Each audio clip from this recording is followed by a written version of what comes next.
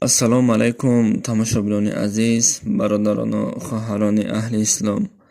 Аз шумо хоҳиш мекунам ки ҳамин навори моро бо диққат хуб то охир гӯш кунед ва агар маълум нашавад дар зери видео лайк гузоред то ин ки дигарон аз чунин ҳолатҳо бохабар шаванд. аҷабе нест.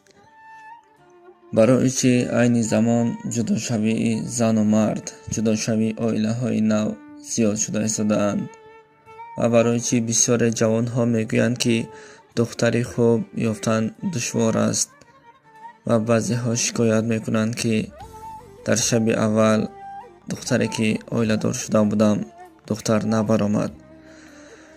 аз ин 2 сол пеш дар Федератсияи Русия будем бо ҳамроҳи якчанд бародарони ки дар шаҳри Турсунзода буданд кор мекардем.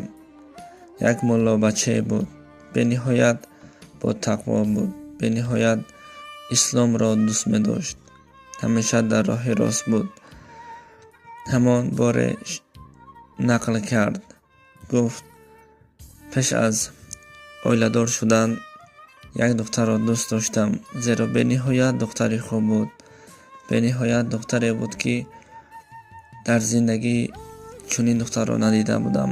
намозхон, қуръонхон ва бо тақво. ва модарам гуфтам, модарҷон, ҳамин духтарро худо хоҳад ман ба занӣ мегирам. модарам ҳам розӣ шуд ва хостгор равон кардем, фотиҳа кардем. баъд аз 2 моҳ ба ӯ оиладор шудам. оиладор ки шудам, вақте ҳамон шаби аввал ҳамхоба шудам ки аллакай духтар набаромад. ман нахостам ки ӯ духтарро шарманда кунам ва хостам ки айбашро сатр бикунам то ин ки дар қиёмат худованд айби манро сатр кунад. аммо аз байн 10 рӯзе нагузашт, ман боз кори нав ёфтаму бо кор машғул мешудам. ҳамин тавр аз байн 2 моҳ гузашт. як шабе коре баромад, ба ҳамон кор машғул шудам. ба ҳамсарам гуфтам ки ман имшоб намеоям, ба хоҳарам хоб кун ва худам ба кор рафтам. чӣ ғамие дар дили ман ҷо шуд вақте ки ба хона бармегаштам. ҳама фикру хаёлам дар ҳамсарам буд. аммо вақте ки ба хона омадам, дар пушти хона ҳамсарамро бо ҳамон писари ҳамсояаш якҷо дидам. ва дар ҳамон ҷо, дар шоҳидии падару модар ва дар шоҳидии хештаборони ҳамон духтарро 3 талоқ кардам ва баъдан чизе ки ман сатр карда будам айбашро боз гуфтам ки чунин ҳодисае буд.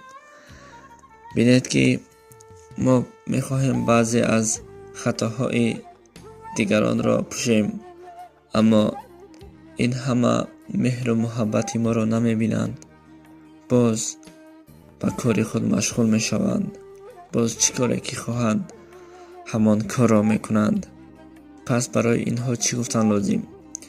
шахсе ки ба чунин меҳрубониву ба чунин ҳолатҳоро дарк накунад, агар 100 меҳрубонӣ кунӣ, рӯзе не рӯзе албатта заҳрашро мезанад. гулеро ки шумо парвариш мекунед, вақте бузург шуд, албатта як хори ӯ ба шумо зарар медиҳад. айни замон чунин аст. барои ҳамин хоҳарони меҳрабон, вақте шавҳар кардед, ҳар он чизе ки дар ҷавонии шумо буд паси сар кунед ва аз паси зиндагии хеш шавед. зеро оиладор шудани духтарон бениҳоят дар ин замона душвор шуда истодааст ва писарон бошад бахти худро меёбанд ва ба духтарон бениҳоят душвор аст. зеро ҳаёт ба шумо як бор дода мешавад ва ин ҳам бошад номуси шумо ҳаст. пас номуси худро эҳтиёт кунед то ин ки дар зиндагӣ сарсону саргардон нашавед.